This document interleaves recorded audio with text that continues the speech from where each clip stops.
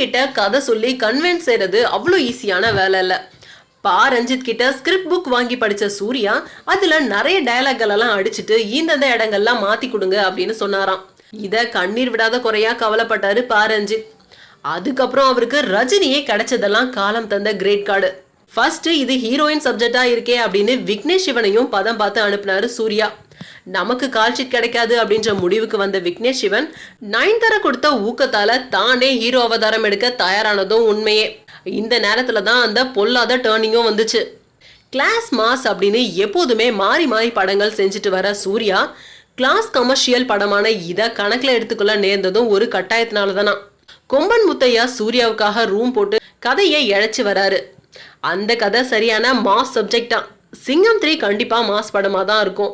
அதை முடிச்சதும் அதே வேகத்துல முத்தைய கதையை தொட்டா சிக்கல் அப்படின்றத புரிஞ்சுக்கிட்ட சூர்யா மறுபடியும் விக்னேஷ் சிவனை கூப்பிட்டாராம். 60 நாட்கள் மட்டும் கால்ஷீட், அதுக்குள்ள என் போஷனை முடிச்சிடணும் சரியா அப்படின்னு கேட்க சம்மதிச்சாராம் விக்னேஷ் சிவனும். அது மட்டும் இல்ல, முன்னாடி இவர் சொன்ன கதையில சூர்யா கை வச்ச இடங்களை சரி செய்யவும் சம்மதிச்சாராம். அதுக்கப்புறம் தான் இந்த கூட்டணியை நாட்டுக்கும் அறிவிச்சிருந்தாங்க. ஆக மொத்தம் அடுத்த பெஞ்சுக்கு தள்ளப்பட்டிருக்காரு கொம்பன் முத்தையா.